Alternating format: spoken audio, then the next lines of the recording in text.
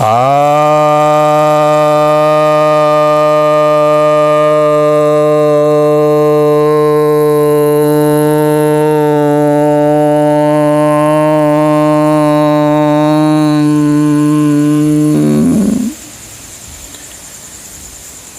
भक्तजनों को सप्रेम नमन। भक्तों, आज मैं आपको एक बहुत महत्वपूर्ण विषय पर चर्चा सुनाने जा रहा हूँ। यह गणित से संबंधित है। यह काफ़ी विवादित विषय है कि शून्य का आविष्कार किसने किया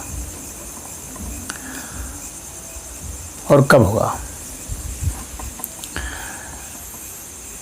अमूमन जो पढ़ाया जाता है वो बताया जाता है कि शून्य का आविष्कार आर्यभट्ट ने किया, जो 5वीं सदी के थे। इनके जो ग्रंथ हैं आर्यभट्टी, उसके सूत्र संख्या स्थान निरूपणम में इसका जिक्र है। तो कहते हैं कि आर्यभट्ट ने शून्य का आविष्कार किया सबसे पहले। फिर ये अरब जगत में चला गया सिफर के नाम से, फिर लैटिन, इटालियन, फ्रेंच होते हुए इंग्लिश में ये जीरो जाकर हो गया।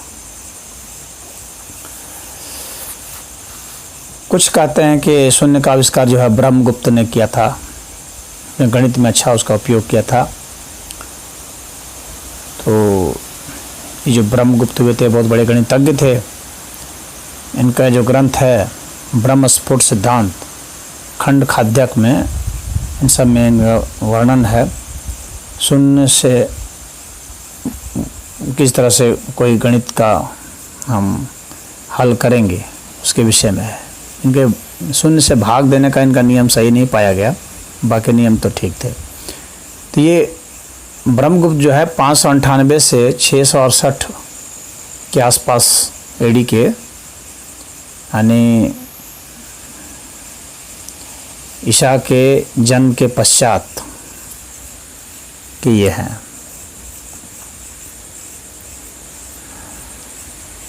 अब कुछ लोग, कुछ विद्वान ऐसे हैं जो कि इसका श्रेय जो है मेसोपोटामिया को देना चाहते हैं।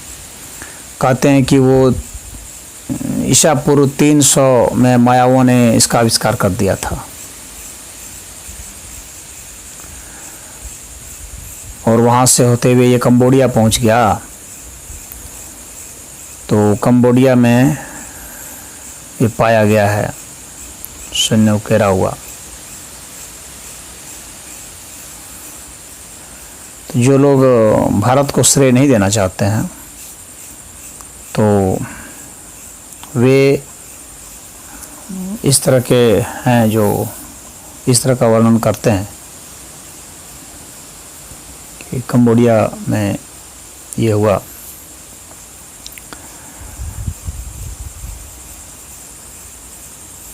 अब जो है कुछ दूसरे तथ्य भी सामने जब आए हैं तो अब पुनः कई तरह के इसमें विचार आ रहे हैं। जैसे कि उदाहरण के लिए ये बकशाली पांडुलिपि है जिसमें कि शून्य का वर्णन किया गया है। यह बकशाली पांडुलिपि ये पाकिस्तान में पाया गया है, तक्षशिला के करीब। तक्षशिला से 60 किलोमीटर के आसपास दूर है यह गांव, और इसमें यह शारदा लिपि में लिखा हुआ है। इसकी बोली जो है, गाथा है, संस्कृत और प्राकृत का मिला जुला स्वरूप है यह। तो इसमें ये 3 नमूने पाए गए हैं, उसकी कार्बन डेटिंग निकाली गई है। तो एक नमूने का उसमें 224 एडी आ रहा है और दूसरे नमूने का 383 एडी आ रहा है। इसी तरह से ग्वालियर में एक दुर्ग में एक मंदिर की दीवार पर शून्य उकेरा हुआ पाया गया, जो कि मेसोपोटामिया वाले सिद्धांत को ऐसे ही खारिज कर देता है। और उसमें जो उकेरा गया है तो उसकी आयु 1500 ईसा पूर्व की मानी जा रही है।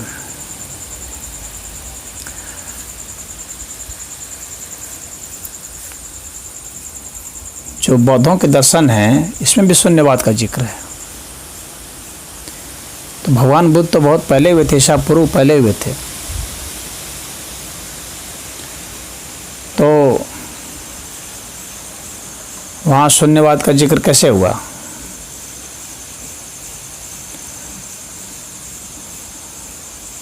और महर्षि पतंजलि जो कि वे भी ईसा पूर्व के हुए हैं, यानी 200 से 230 ईसा पूर्व के, और भगवान बुद्ध तो करीब 650 ईसा पूर्व के हैं। तो महर्षि पतंजलि जी के सूत्र में, योग सूत्र में शून्य का जिक्र है। अध्याय 3 में जो सूत्र 3 है उसमें वो कह रहे हैं तदेवार्थ मात्र निर्भाषम स्वरूप शून्यम एव समाधि। तो यहाँ पर शून्य का जिक्र है।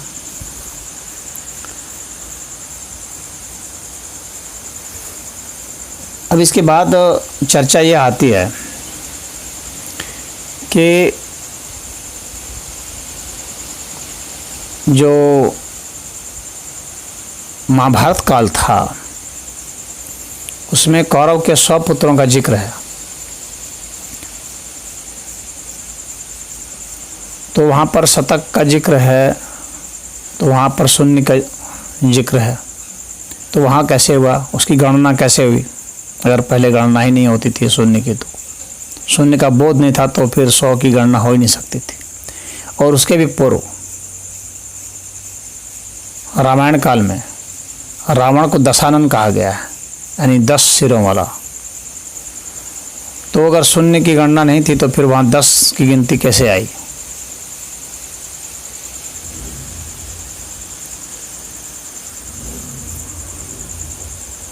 उसी प्रकार से, और उससे भी सबसे बढ़ कर के जो प्रमाण है, ये जो शून्य के जिक्र की बात है, तो वेद में भी शून्य का जिक्र का वर्णन है, जो कि इन सबको पूरा खारिज कर देता है और बता देता है कि शून्य का जो समय है वो वेद काल का ही समय है। अथर्ववेद में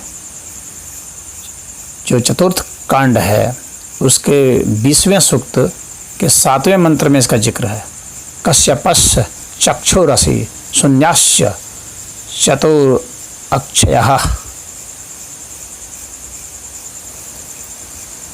तो ये जो वेदों का कालखंड है ये ताम्रपाषाण युग माना जाता है, 4000 BC के आसपास। और वेद जो संहिता रूप में आए, यानी ग्रंथ रूप में आए हैं, तो उसको 1700 BC माना जाता है, यानी ईसा पूर्व, बिफोर क्राइस्ट। कुछ जो इतिहासकार हैं जिसमें कि माइकल विट्जेल हैं, जो कि इसकी अवधि को 1500 ईसा पूर्व मानते हैं, 1500 BC। तो शून्य जो है उसकी खोज तो उतनी दूर चली जाती है। तो शून्य का जिक्र तो वहाँ तक चला जाता है। तो फिर ये कैसे है? और जो सूक्त हैं, सूक्तों की जो संख्या है, तो वह सूक्तों की संख्या फिर कैसे वहाँ पर दशम का कैसे प्रयोग है, दशम सूक्त का कैसे प्रयोग है, यह भी एक विचारणीय चीज़ है। तो जब वहाँ पर जो सूक्तों की संख्या है और अध्यायों की संख्या है, तो इन सब का जो वर्णन है वेदों में, तो ये तो बता देते हैं कि प्रमाण से सिद्ध कर देते हैं कि शून्य जो है वो वेद काल से ही प्रयुक्त हो रहा है। तो फिर हम ये कैसे कह सकते हैं कि शून्य की खोज जो है आर्यभट्ट ने की? बाद में उसका मैथमेटिक्स के रूप में प्रयोग हो जाना एक दूसरी बात है, कि विशुद्ध रूप से कई तरह के प्रश्नों के हल करने में उसका प्रयोग हो रहा होगा, परंतु उसको इस तरह से कहना कि शून्य की ही खोज उन्होंने ही की थी। तो यह जो है बहुत मतलब मान्य नहीं हो सकता है, तो विवादित ये मामला हो जाता है। और हमें जानना पड़ेगा कि जब वेद में इसका वर्णन है तो फिर हम नहीं कह सकते हैं कि शून्य का जो है खोज, शून्य की खोज आर्यभट्ट ने या ब्रह्मगुप्त ने या माया सभ्यता ने किया था या कंबोडिया ने किया था। जैसे कि आमिर अगजेल जो हैं वे इसको कंबोडिया को देते हैं कि वहाँ माया सभ्यता से फिर कंबोडिया में चला गया। तो माया सभ्यता में तो 300 ईसा पूर्व ही जिक्र है, जबकि वेद तो 4000 ईसा पूर्व का माना जाता है। दयानंद सरस्वती की माने तो 1 अरब 96 करोड़ वर्ष पीछे का है, तो उतने समय का वेद है। तो इससे इतना प्रमाणित हो जाता है कि हर हाल में, हर स्थिति में वेद जो है इसी में पहला जिक्र है शून्य का। और वैदिक काल जो है वो बहुत पुराना होने के कारण ये भारत की ही खोज है। और ईसा के 4000 वर्ष पूर्व तक की यह खोज तो है ही है, कम से कम। यही यहाँ मैं सार के रूप में बताने जा रहा हूँ। और आप देखते हैं कि यह जो शून्य है जो चिन्हित करते हैं गोलनुमा आकार रेखा बना के, तो जो शुल्ब सूत्र है बौधायन का, जो बहुत पुराना माना जाता है, करीब ईसा पूर्व 1200 के आसपास, तो उसमें यज्ञ के विभिन्न विधान दिए गए हैं और उसका ज्योमेट्री वर्णन है कि कैसे उसको बनाया जाए, शून्य कैसे बनाया जाए, गोला कैसे खींचा जाए, कैसे खूंटी डाल करके और धागे से बांध करके और उसको चारों ओर से घुमा देंगे तो वो गोल हो जाता है। तो शून्य का ये बौधायन सूत्र में यज्ञ का वो बनाने का विधान यंत्र में है। आप यदि स्त्री यंत्र देखेंगे तो उसमें भी शून्य है, गोलाकार है। तो ये जो गोल है चक्र शून्य, इसका ज्योमेट्री अर्थ में, अंकगणित अर्थ में इसमें प्रयोग हुआ है और यंत्रों के अर्थ में भी। इसीलिए भारत ने चक्र का आविष्कार किया, भारत में चक्र का भी वर्णन है। तो पहिए का आविष्कार भी भारत को इसीलिए जाता है। तो ये अगर हम देखते हैं तो अधिकतर भारत ने बहुत अच्छी तरीके से शोध किया, देखा, पाया, चांद को देखा, सूरज को देखा, उन्हें हर जगह वो गोल आकृति मालूम पड़ी। तो उन्होंने देखा कि इस अस्तित्व में ये गोल का बहुत महत्व है, इस चक्र का बहुत महत्व है, पहिए का बहुत महत्व है। उन्होंने कहा कि यह जीवन एक चक्र रूप है, जीवन मरण का भी चक्र बतलाया, सुख दुख का चक्र बतलाया, वैभव का और पतन का चक्र बतलाया, जैविक चक्र बतलाया, पूरे ब्रह्मांड को उसको एक चक्रनुमा बतलाया। यहाँ तक कि यहाँ के देवी देवताओं के हथियार भी चक्र रूप में रहे। तो हथियार जो है उसमें एक प्रमुख हथियार चक्र माना गया। जो योग की अवधारणा है जिसमें कुंडलिनी जागरण है, तो उसमें भी चक्रों का वर्णन है।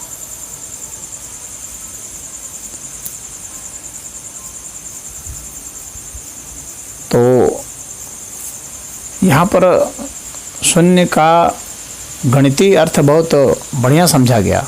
इसलिए यहाँ दो तरह के प्रयोग हुए, शून्य और सर्वथा शून्य। शून्य का अर्थ हो गया कि एक वस्तु का एक जगह अभाव हो जाना, परंतु वस्तु का अपने स्थान पर बने रहना। एक जगह पर, उस जगह पर तो अभाव हो गया, लेकिन दूसरी जगह पर, दूसरे स्थान पर वह वस्तु विद्यमान है।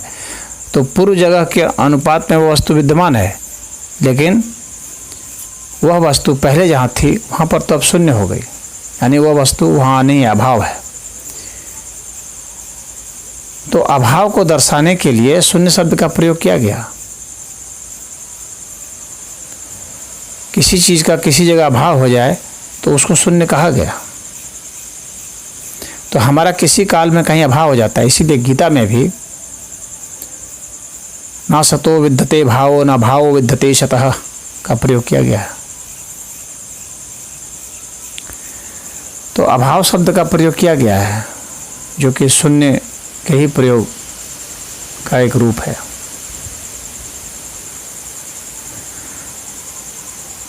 और गिनती में भी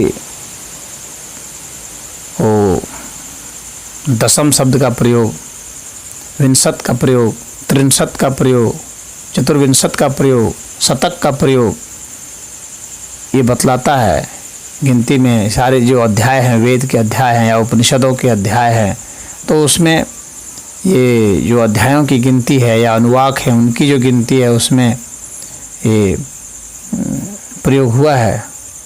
तो अगर शून्य का उन्हें बोध नहीं होता तो कैसे प्रयोग कर सकते थे? उन्हें अभाव का, वे तो महाशून्य तक की भी कल्पना की हैं। बौद्ध दर्शन में तो महाशून्य की बात है, शून्यता फिलॉसफी एक।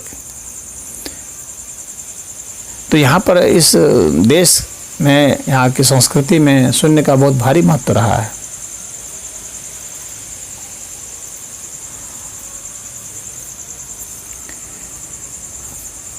तो बौद्ध दर्शन का शून्यवाद दर्शन बहुत महत्वपूर्ण दर्शन है। तो हम यह नहीं कह सकते कि शून्य का आविष्कार कहीं और ने किया है, भारत ने किया है और काफ़ी पुराना आविष्कार है यह शून्य का आविष्कार। और इसे आध्यात्म से बहुत अर्थ में जोड़ा गया है, गणित से देखा गया है। उन्होंने सृष्टि में इस चीज़ को बहुत गहराई से देखा कि अगर हम तालाब में एक बूंद फेंक देते, एक पत्थर फेंक देते हैं, तो वहाँ पर जो आकृति बनती है वो शून्य जैसी आकृति, लहरें उठती हैं जो एकदम एक गोलाकार छल्ला बनाते हुए चलती हैं।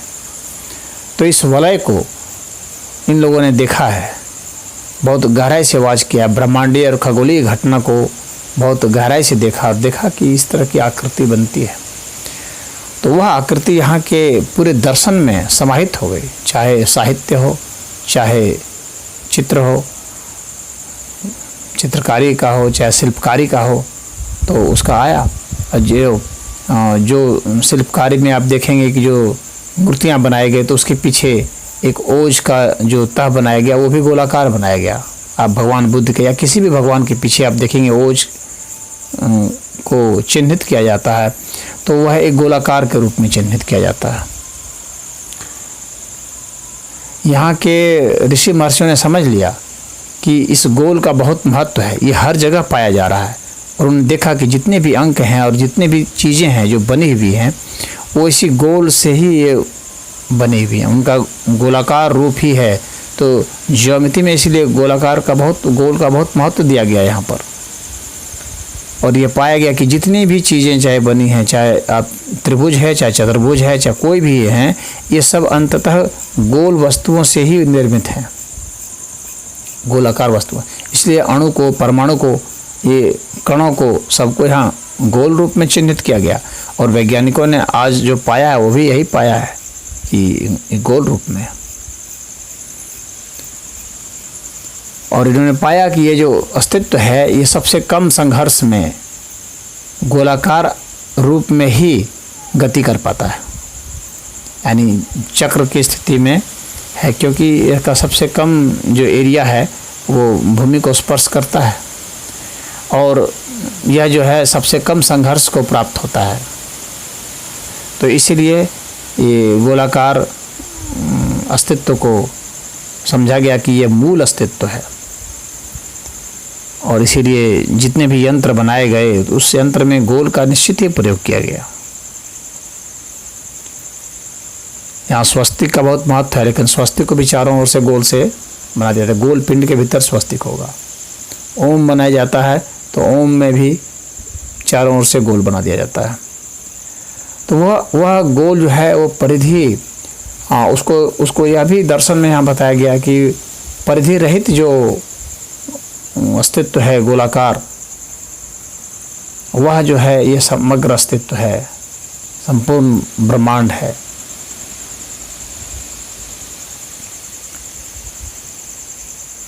और इस गोल वृत्ति का और इस गोलाकार फिलॉसफी का इतना ज़्यादा महत्व दिया गया कि इसको मूल ढांचा माना गया और इसका निरूपण कई जगह कई क्षेत्रों में किया गया।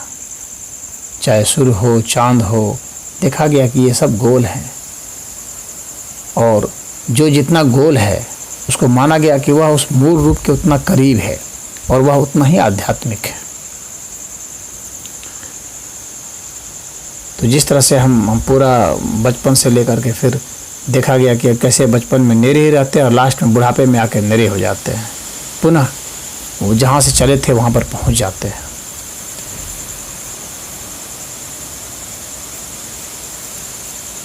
तो ये सारा चक्र जो खींचा गया ये उसी शून्य के बनाया गया। तो वह शून्य जो है वो इसलिए उसका चिन्हन जो किया गया है वह गोल के अर्थ में किया गया। तो वो एक रेखा के रूप में किया गया और वह रेखा जितनी धूमिल होती जाएगी वो बिंदुओं से बनी है और उस बिंदु को भी अगर हम मैग्नीफाई करते हैं तो वह एक गोल वृत्त का रूप धारण करता है। तो यहाँ वृत्ताकार जो है अस्तित्व का चिंतन और परिचिंतन बहुत ज़्यादा हुआ है। तो हम शून्य का और गोल का, चक्र का, वृत्त का यहाँ बहुत महत्व दिया गया।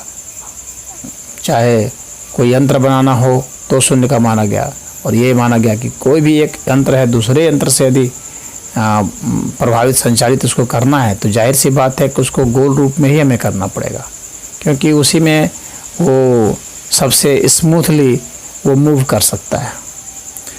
तो जितने कल पुर्जे सब बनाए जाते हैं तो वो सब चक्रनुमा ही रहते हैं। तो चक्रनुमा रहने का फ़ायदा है कि वो बहुत स्मूथली मूव करेगा और इसी को हमारे ऋषि मुनियों ने अच्छा से समझा था। इसीलिए गोल पर बहुत ही ज़्यादा, वृत्त पर बहुत ज़्यादा उन्होंने किया है और इसमें कई मंत्र भी वेदों में आ गए।